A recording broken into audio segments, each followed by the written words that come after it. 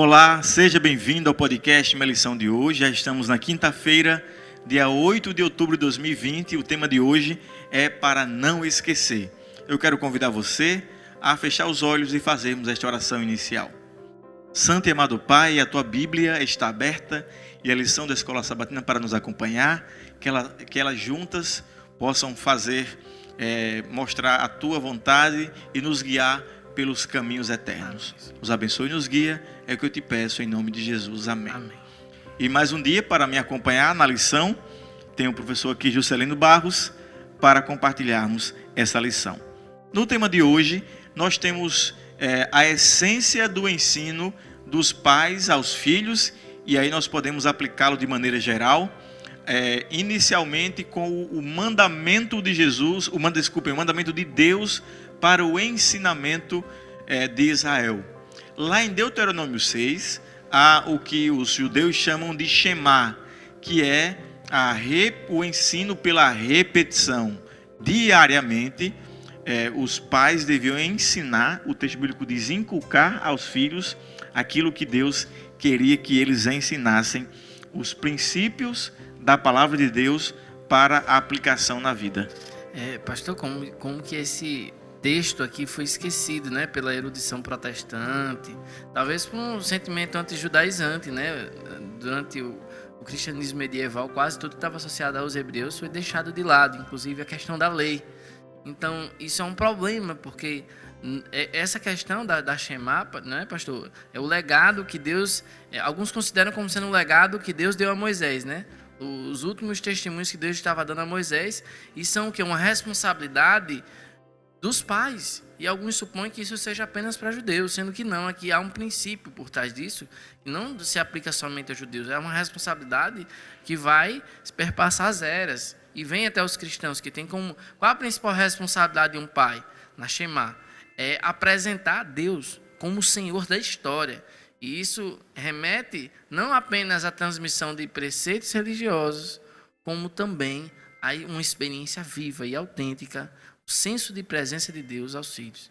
E é interessante lembrar que as melhores lembranças, e talvez as lembranças mais marcantes da nossa vida, elas são na primeira e na segunda infância, onde nós crescemos naquele período quando a gente é pequenininho ainda, e aí depois na segunda infância, quando a gente vai aprendendo o que é a vida por nós mesmos.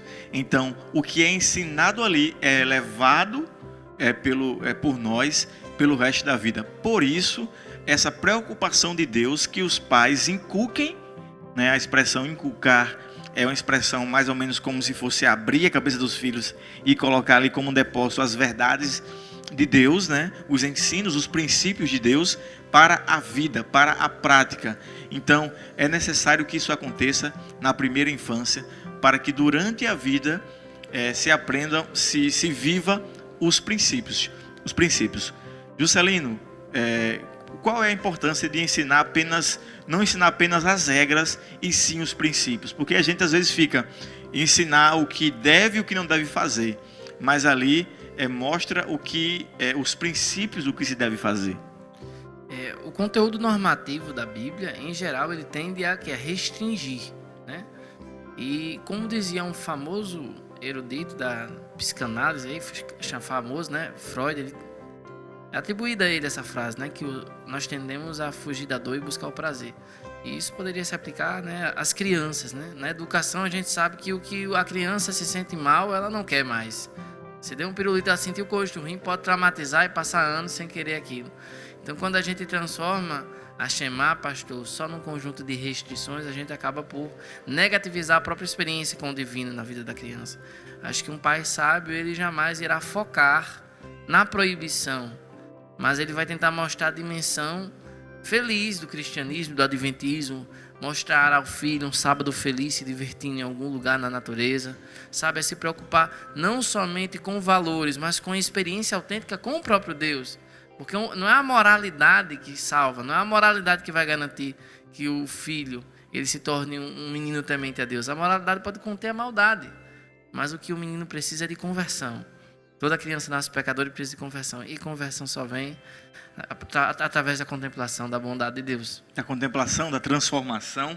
A expressão Shema ela é falada porque o verso do capítulo 6, verso 4, diz assim: ouve Israel. A palavra ouvir vem do verbo shema, e por isso essa expressão. O Senhor, ouve Israel, o Senhor nosso Deus é o único Senhor. E aí ele diz: amarás, pois, o Senhor teu Deus de todo teu coração, de toda a tua alma, de toda a tua força. Então, nós vemos aqui princípios e depois vem as regras.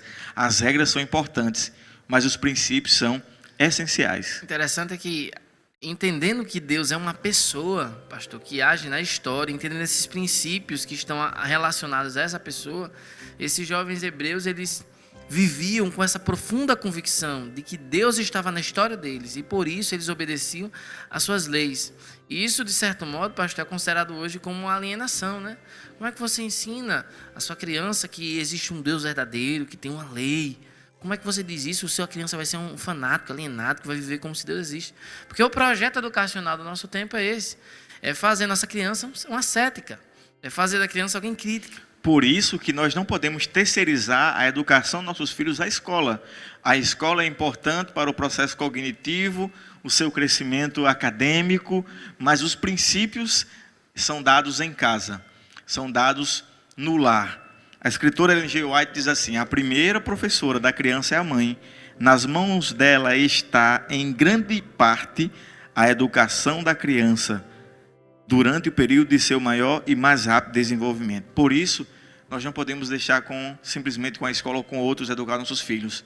Nós precisamos, de maneira prática, ensiná-los os princípios da palavra de Deus. Um momento social como esse, né, em que o Estado aparece geralmente nas propostas políticas como redentor da sociedade, nós temos um papel como cristãos de lutar pela liberdade e de educação dos filhos, coisa que muitas vezes fica em xeque, né? O Estado pretendendo fazer isso por nós, mas a Bíblia mostra a preocupação de Deus com a relação necessária entre desenvolvimento da criança e educação conforme a ética e a cosmovisão cristã. Então, que nós tenhamos essa postura, esse apego. Não é um trabalho cansativo educar a criança. Não pense assim, essa não é a perspectiva bíblica. Ter uma criança é uma bênção. Entregá-la ao Senhor é uma bênção muito e ainda mais elevada. Então é crucial entregarmos nossos filhos todos os dias ao Senhor, nossas relações e tudo aquilo que Ele entregou em nossas mãos. Muito obrigado pela sua companhia nesse comentário. Que Deus te abençoe. Um forte abraço e até o próximo podcast.